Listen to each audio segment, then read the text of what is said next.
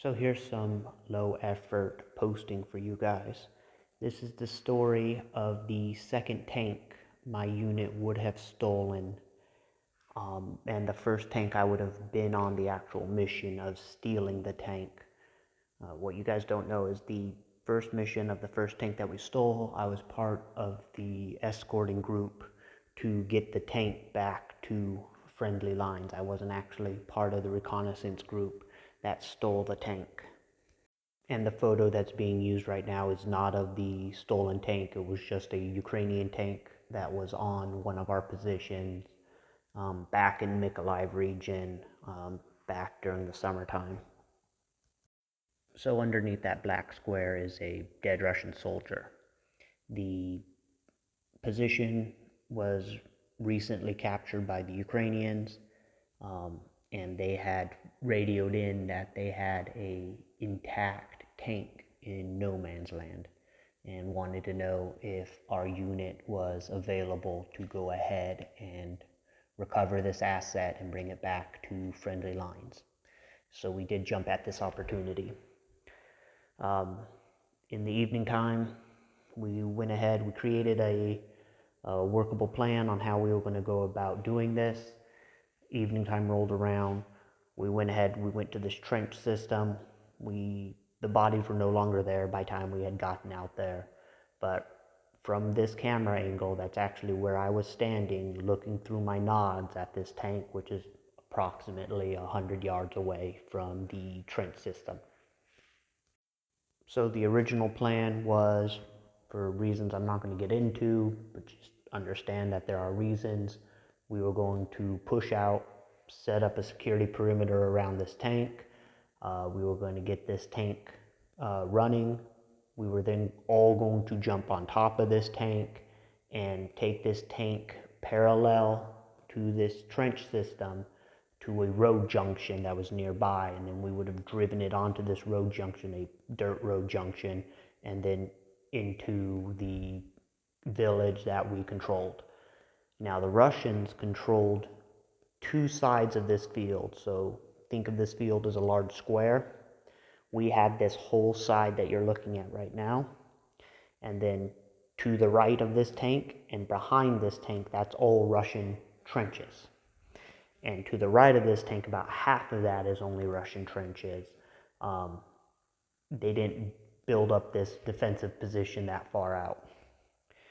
So we leave, we go ahead, we step off, we get around the tank. Once we got to the tank, we realized on the back side of the tank, the track was actually damaged. And we didn't have the times, the tools, or the security in order to effectively do a repair job on the tracks to get this tank out of there. So we decided to go ahead and scrap that overall plan. Now we could not, even though it's 100 meters, we could not return the same way that we left. I'm not going to get into why we could do that.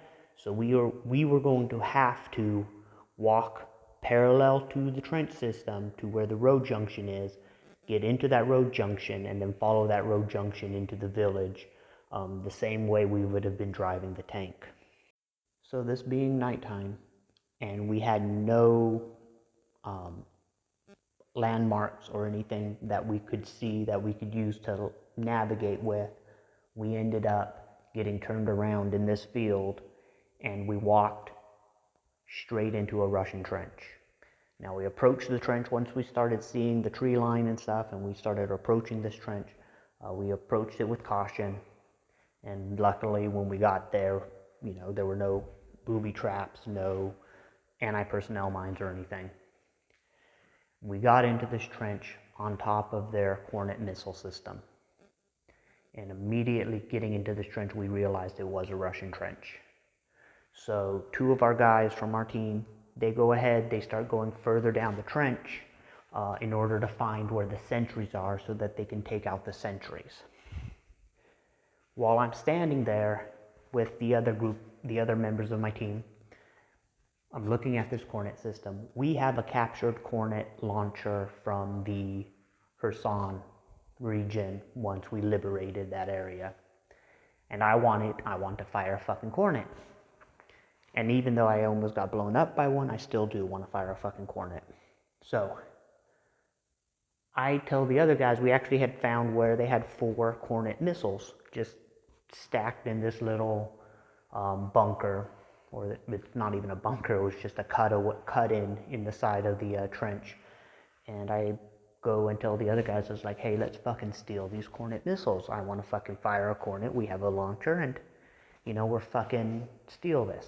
And we will destroy this launcher that they had in the trench before we leave, because we're assholes like that. So everybody's in agreement, and these things are heavy. They're like 60, 70 pounds of fucking rocket. So I grab one, and then everybody else grabs one. And about around this time, we actually hear some commotion in the trench. We hear a couple fucking insults thrown, and we hear some gunfire and some grenades go off.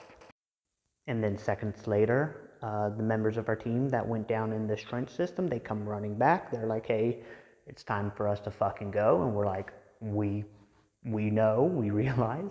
So I grabbed my fucking rocket, or missile, and everybody else, the other guys grabbed the other missiles, and they're like, what the fuck is this? The 2 guys that went into the trench are like, what the fuck is this? And I was like, hey bro, we're not walking away empty-handed tonight. Fuck that shit. So they're like, okay, cool, let's do this. So we stomp the crap out of the launcher, we shoot the launcher, and for good measure, right before I left the trench, the launcher's knocked over, it's inside the walkway of the trench. I chuck one of my grenades on top of it, get to safety, grenade goes off, and we start booking it back to the tank. We can see the tank. Once we start getting into the middle of the field, we can actually start seeing the tank. Now, that trench system, as I said, kind of looks like a backwards L. And that thing just fucking erupts. So, the Russian soldiers are there, they're firing. The Ukrainian soldiers, they're fucking shooting. And we make it back to the tank. And on the way from the trench to the tank, some of the guys just wanted to ditch the missiles in the middle of the field, and I told them, you do what you want to do, but I'm still keeping my missile so I can fucking shoot this Cornet. And I guess that gave them some freaking motivation, because they then eventually agreed to continue on with their Cornet missiles. So we finally make it back to the tank. And then one of our guys, he decides to go to the Ukrainian trench system and just let the guys know there that, hey, we're coming back this way, don't fucking shoot us. And then also let them know on what we had just did and why the Russians were all pissed off like 15 minutes ago.